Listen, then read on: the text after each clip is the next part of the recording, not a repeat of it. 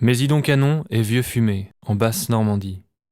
Mésidon-Canon, sa célèbre place Charles de Gaulle et ses drapeaux flottant fièrement au vent, son église ratatinée entre deux rangées de maisons, son centre-ville dynamique, sa cité terriblement dangereuse, la fameuse symétrie de son architecture, la foule se pressant sur la place de la gare, l'activité frénétique de sa gare de triage, ses somptueuses collines boisées, ses bars branchés et ses fabuleux monuments historiques. Vieux-Fumé. Vieux-Fumé est son église déserte, son château au loin, son gigantesque stade de foot, son arrêt de bus esselé, ses fameuses tours encore debout, ses poteaux électriques, un cerf-volant pris au piège, et enfin son centre commercial. Et au cœur de tout cela, deux maisons, anonymes parmi les autres, deux maisons appartenant à deux vieilles femmes, mes deux grands-mères. Mes deux grands-mères dont je tente le portrait dans ce film, comme une tentative de comprendre qui elles sont, comme un désir de dessiner l'esquisse de leur quotidien, comme une envie de faire revivre leurs souvenirs, leur passé, comme une volonté de sonder l'apparente banalité de leurs existences actuelles, comme un devoir de mémoire personnelle, pour passer derrière les miroirs familiaux, pour connaître leurs sentiments, leurs sensations, leur rapport au monde.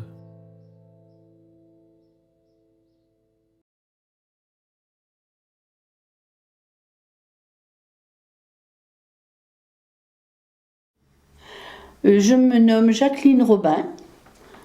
Je suis née le 15 janvier 1927 et je suis ta grand-mère. Je m'appelle Denise Genicel. Je suis née le 21 mars 1933 à Mésidon. Et je suis aussi ta grand-mère. Le 15 janvier 1927, alors qu'un bébé prénommé Jacqueline Martin, qui allait devenir ma grand-mère maternelle, faisait son entrée dans la vie, le monde, lui, tournait sur lui-même et nous offrait déjà son actualité.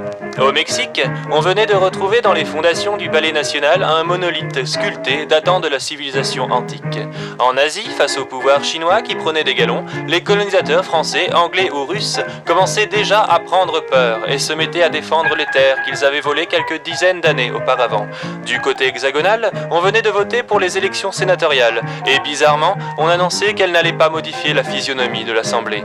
À Béthune, on poursuivait la tradition en fêtant les charitables manifestations annuelles d'une confrérie religieuse basée sur une hallucination collective. À la Comédie Française, on jouait La Brebis, une pièce dans laquelle une petite fille naïve se fait tondre métaphoriquement par un homme qui la jette dans une machiavélique intrigue. À l'époque, on vantait le confort de la voiture de luxe Itala et l'invisibilité du soutien-gorge Crisina. On écrivait des reportages sur la demeure du peintre Monet. Des discussions avaient encore lieu sur le désarmement allemand suite au traité de Versailles, signé au lendemain de la Première Guerre mondiale. En Allemagne, toujours, un nouveau gouvernement allait se former dans une alliance avec les nationalistes. Mais le plus grave, en ce jour du 25 janvier 1927, c'était la mort de la star appelée Auguste, des films animaliers du réalisateur Alfred Machin, que l'on voit ici pleurer par ses partenaires de studio, Auguste, le célèbre chimpanzé. Le mardi 21 mars 1933, alors que dans une maison ouvrière de Canon naissait une petite fille nommée Denise Genicel qui allait devenir ma grand-mère paternelle, dans les journaux on pouvait être informé de l'actualité de l'époque. Une manifestation de la Ligue des contribuables avait lieu à Nantes, suivie d'une contre-manifestation du cartel des fonctionnaires, suivie ensuite par l'inévitable intervention de la police. À Gourette, on saluait de jeunes championnes de ski. Le cinéma nouvellement sonore intéressait le pape d'alors. Les Belges inauguraient la reconstitution de la cité antique Apénée en Syrie. Roger Bourgeois, un adolescent de 14 ans, se faisait juger par la justice pour fabrication de fausses monnaies. À Rome, les Anglais et les Français discutaient d'un plan de paix proposé par Mussolini. On modifiait légèrement le code de la route. Au théâtre, on jouait La Femme en blanc avec Pierre Freinet et Gaby Morley. On décrivait les dessous de Paris, vus d'un grand restaurant. On étudiait de près les modes et les comportements de la jeunesse britannique. Georges Simenon venait de signer un reportage pour Voilà à propos de sa Belgique natale. On vantait les mérites de Sylvie Gwynn, le produit miracle pour une repousse capillaire étonnante. L'élection annuelle des reines de Paris venait d'avoir lieu et pendant ce temps, en Allemagne, on discutait d'un projet de loi accordant au chancelier les pleins pouvoirs et on apprenait que ce dernier, nommé Adolf Hitler, pour son élection, s'était payé un nouveau par-dessus et un chapeau haut de forme.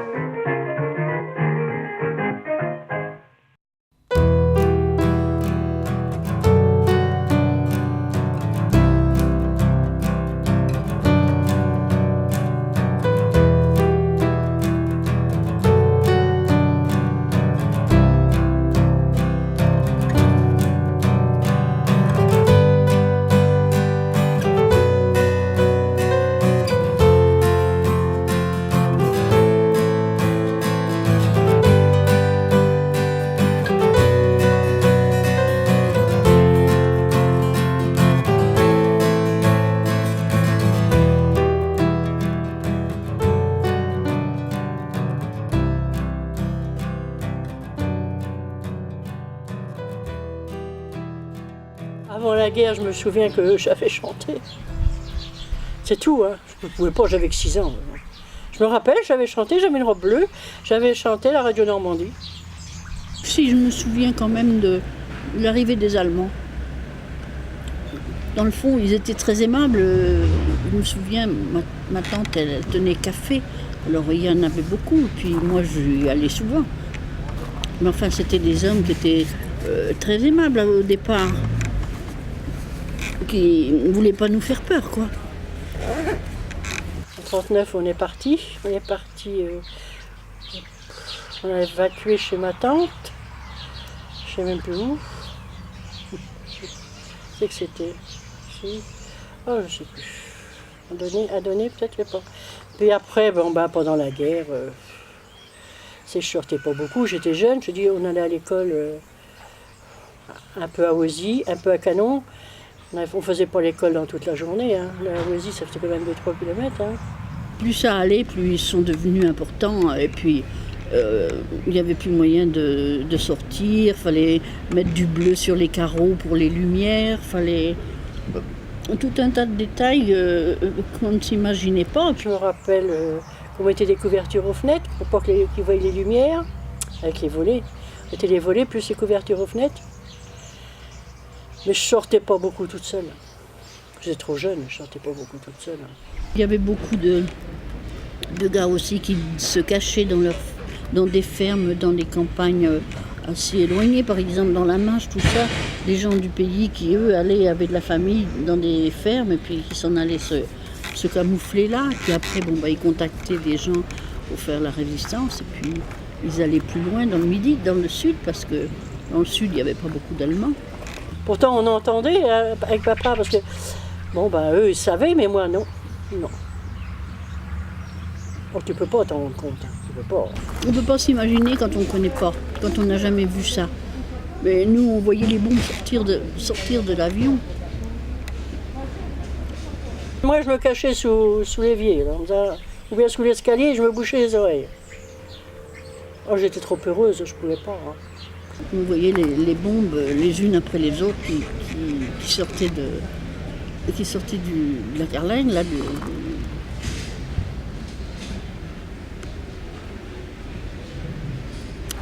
Ça faisait peur. Hein. Le ciel était plein de... Ça faisait comme des éclats dans le ciel. Est-ce que c'était les parachutistes? Ça faisait des gros machins noirs. Est-ce que c'était les parachutistes? Je me rappelle plus tellement bien. Je me rappelle quand même de ça. On se demandait qu'est-ce que c'était que ce bruit sourd. On était pourtant à 30 km, hein. Mais il y avait un bruit sourd. Et puis, c'était les bombardements, c'était le débarquement. On est parti, on a évacué, toujours à pied. Hein. Toujours à pied. Hein. On voyait le feu. Tout l'horizon était rouge. Tout l'horizon était rouge. Et vraiment, ça faisait vraiment peur. Vraiment peur. On se demandait qu'est-ce qui allait nous arriver. Hein. On est revenu qu'en 1945, parce qu'il y avait une bombe de 250 kilos qui était au pied de nos marches à la maison. On ne pouvait pas rentrer. Puis après, c'était pas gay. Hein. Tout était déglingué. On a été libérés, on a fêté ça un petit peu, et puis on a essayé de rentrer chez nous. Mais je me rappelle quand on est rentré chez nous, il n'y avait plus rien du tout, les fenêtres étaient arrachées. Et le soir même, il y avait les Allemands et les Anglais qui étaient là, ils montaient la garde, on était dans une école à ce moment-là. Ils montaient la garde, mais je montais la garde avec eux, avec papa, tout ça. Puis le lendemain matin, tu te réveilles, tout le monde était parti. Je pleurais, eux là, je m'ennuyais. Enfin, c'est pour ça que moi, la guerre, quand je les entends, quand j'entends la façon dont les malheureux sont traités, tout ça, c'était épouvantable. Moi, je crois que je ne supporterais pas de revoir une autre guerre. Je ne crois pas. Pourtant pas plus heureuse, mais enfin, ça si, je crois que j'ai peur. Oh, il fait chaud là. Très chaud. J'ai toujours pensé que les vieux monsieur et les vieilles dames portaient en eux le poids de toutes ces années passées sur Terre. Qu'ils trimballaient dans leur caddie et dans leur mémoire des souvenirs lointains toujours présents, une nostalgie permanente, une vieillesse nécessairement douloureuse. Qu'ils erraient dans un monde qui ne leur appartenait plus tout à fait, et qu'ils n'avaient plus pour unique véritable compagnie qu'une solitude insondable. Mais je me trompais peut-être. Alors j'ai voulu vérifier auprès de mes 2 grands-mères si ce portrait pouvait être le leur. Aujourd'hui, mes grands-mères remplissent leur vie de tous les jours ainsi. Elles se préparent des repas, qu'elles mangent ensuite. Surtout des tomates, il faut croire. Mais pour ce faire, Jacqueline se rend au supermarché, sans oublier de faire escale à la boulangerie. Tandis que Denise profite des marchands ambulants. Et après un bon repas, il n'est pas rare qu'elles s'accordent une sieste reposante et réparatrice, avant de reprendre le cours de leur activité quotidienne. Elles vont étendre leur linge, avant de peindre des marines dans leur jardin. Elles s'informent des nouvelles du monde, en lisant Ouest France.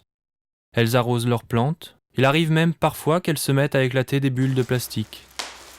Elles rendent visite à leurs copines, reçoivent leurs voisines pour le goûter, ou un autre de leurs petits-fils. Elles plantent des clous, elles se baladent dans les rues du village ou dans les allées du château. Elles s'accordent un peu de distraction en partant à la chasse aux mouches. Elles regardent la télévision, notamment Question pour un champion, et quelquefois elles ne font rien du tout. Elles restent en contemplation, en silence.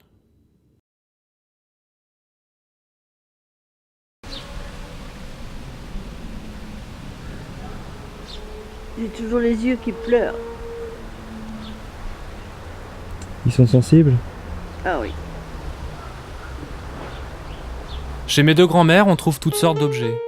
Une boîte à cornichons en forme de cornichon, un papier peint psychédélique pour faire de beaux rêves, une sorte de guitare à charbon qui servait à chauffer les lits autrefois, des interrupteurs provenant d'un passé futuriste, une boîte recelant des herbes et des haricots secs, une peinture d'un style tout en naïveté charmante, une paire de casseroles en cuivre accrochées au mur, un porte-ustensile imitation Mario Bros, une canne en aluminium dur, une photo bien connue dans la famille de tous les petits-enfants à Denise, un couteau pacifiste, un fer à cheval pour faire fuir le malheur, des santons de Provence, le monsieur et la madame, un petit bateau construit en coquillage, un animal féroce dans le salon, des vélos pendus à des crochets, des assiettes murales aux illustrations surannées, un répertoire téléphonique des plus amusants, un éléphant noir de diamant, une pince à linge géante, et sans oublier, mon préféré, un fauteuil rouge doté de pouvoirs magiques.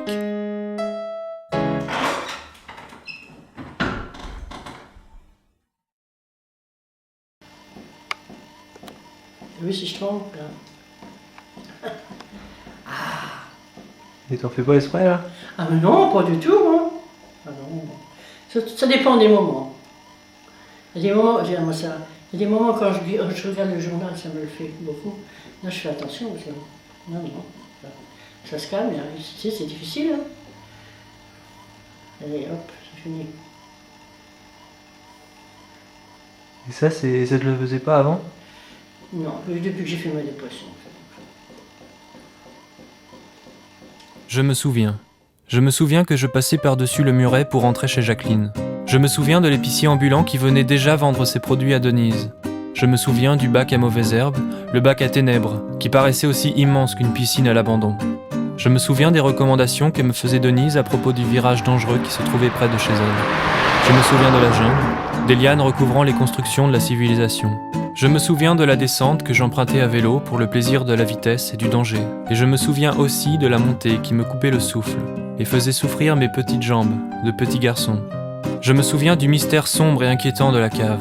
Je me souviens du cerisier planté au milieu de la pelouse rougissant aux premières caresses du printemps. Je me souviens des jeux enfantins auxquels je m'adonnais, du plaisir cruel et insouciant qu'ils me procuraient. Je me souviens que j'aimais bien casser des trucs avec la machine à broyer des trucs. Je me souviens des lapins craintifs dans leur cage, du chien de mon grand-père vieux et tranquille qui sommeillait dans sa niche. Tout cela n'existe plus aujourd'hui. Je me souviens de l'étroit passage entre la maison et le grillage du voisin dans lequel je courais pour mimer l'aventure. Je me souviens de la télé en noir et blanc que Denise possédait, avant qu'on ne lui en offre une en couleur. Je me souviens des vieilles éditions de pièces de théâtre et du fameux album des jeunes, datant des années 60. Je me souviens des romans de la petite bibliothèque verte et rose qui traînait sur une table d'écolier de primaire. Je me souviens du petit seau dans le petit couloir dans lequel je devais faire un petit pipi la nuit. Je me souviens de la fascination peureuse face au bruit diabolique de la ventilation des toilettes. Je me souviens que Denise était la seule personne que je connaissais qui possédait un mini calendrier mural dont elle arrachait les pages au fil des jours qui passent. Je me souviens du succulent riolet, de cette boîte en fer qui contenait les magies nécessaires à la préparation d'un bon 4 heures, de l'odeur typique du pain grillé matinal. Je me souviens enfin du globe que j'adorais faire tourner plus vite que le vrai et sur lequel je rêvais des départs futurs, de ceux que l'on se promet alors de faire un jour, quand on serait grand. Je me souviens de mes grands-pères. Je me souviens de mon grand-père paternel. Je me souviens de Bernard Génissel. Je me souviens de ses yeux allongés que j'ai reçus en héritage. Je me souviens de sa casquette et de ses cheveux dégarnis. De sa lecture quotidienne du Ouest-France. Je me souviens de notre visite à sa mère, mon arrière-grand-mère, quasi centenaire, des biscuits qu'elle m'avait donnés et de son lit à baldaquin, vestige d'une époque disparue. Je me souviens qu'il m'offrait une pièce de 10 francs à chaque but que je marquais lorsqu'il venait me voir jouer au football. Je me souviens de l'avoir accompagné à l'usine où il avait travaillé toute sa vie. Je me souviens que je le croisais parfois traversant Mésidon parmi le peloton d'un groupe de cyclistes amateurs. Je me souviens de sa moustache, de l'impression de calme qu'il m'inspirait. Mais je ne me souviens plus de mon grand-père maternel. Je ne me souviens plus d'André Robin. Je ne me souviens plus que je l'appelais papy. Je ne me souviens plus du bonheur qu'il a dû ressentir en découvrant son premier petit enfant. Du jour où il m'a emmené voir un match de football de l'équipe locale. Où il m'a gardé les jours où mes parents travaillaient. Je ne me souviens plus de ce qu'il aurait dû me dire, me raconter, m'enseigner. Je ne me souviens plus de sa longue maladie, du jour de sa mort. J'étais trop jeune. Je ne me souviens plus, je venais à peine d'entrer dans la vie.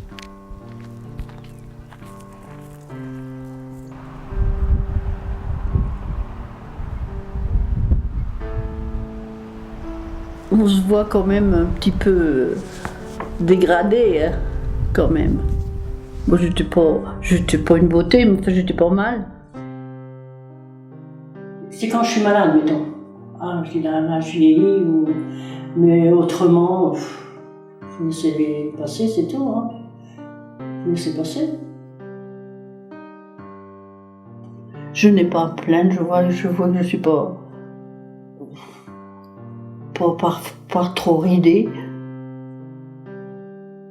Je pense à me soigner, je fais le mieux possible pour ne pas avoir mal, pour ne pas souffrir et ne pas surtout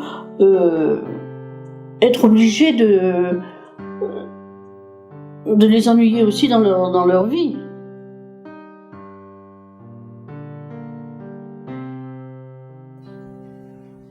Mais autrement, non, puis j'embête personne avec la vieillesse. Non, mon docteur m'a dit l'autre fois, c'est la jeunesse qui s'en va. C'est gentil, hein. C'est mieux que de dire, je dis, oh, je vieillis, il me dit non, c'est la jeunesse qui s'en va. Laissez passer la vie.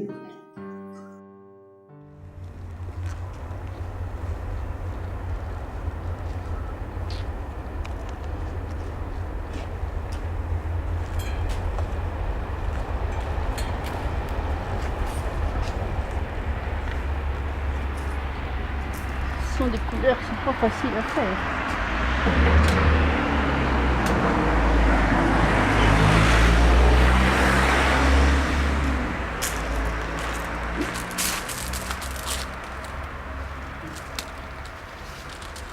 Soif tout ça.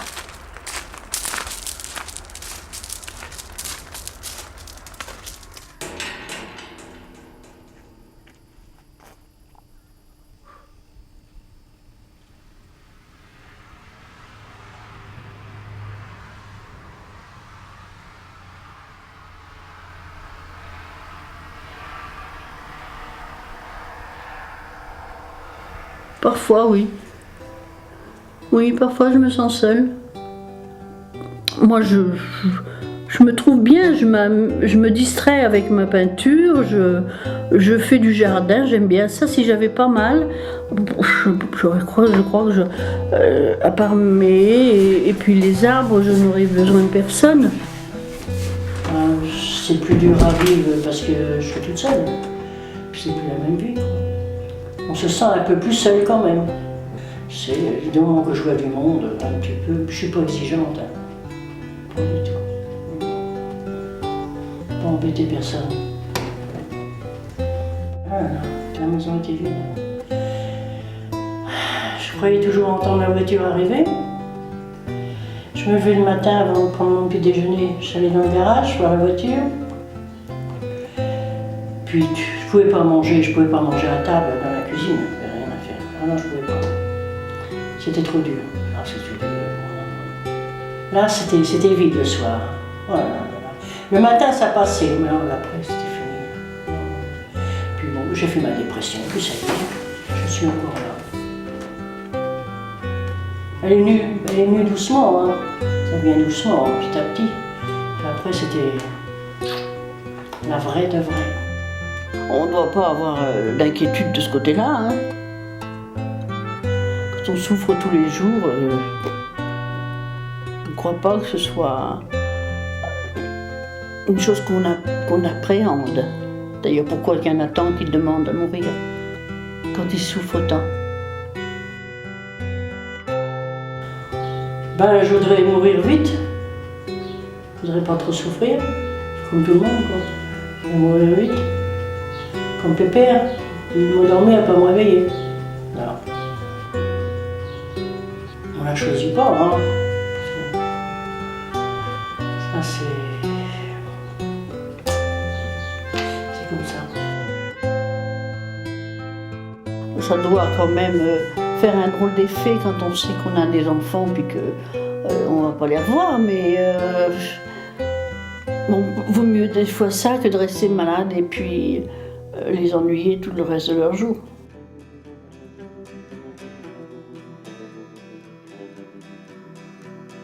Moi, je suis pour mes enfants, mes petits-enfants, ah oui, ça n'y a rien à faire. J'espère partir avant eux, c'est tout. Ma grand-mère a quelque chose que les autres femmes n'ont pas. Ma grand-mère est une rose d'un rose qui n'existe pas. Du moins, à ma connaissance, je ne vois pas s'immiscer l'ombre d'une chance ici-bas.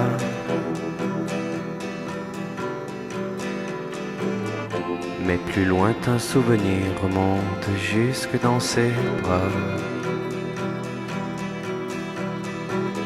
Je n'ai jamais vraiment compris pourquoi elle seule était comme ça.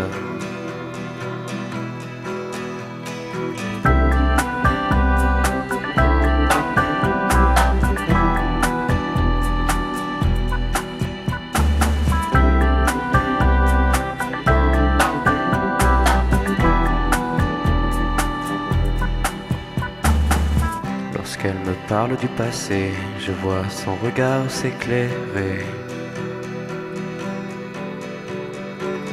Elle ne parle que des bons moments, fait main basse sur les mauvais. C'est malheureux, mais quand j'y pense, je ne peux pas imaginer un jour la France sans qu'elle soit là.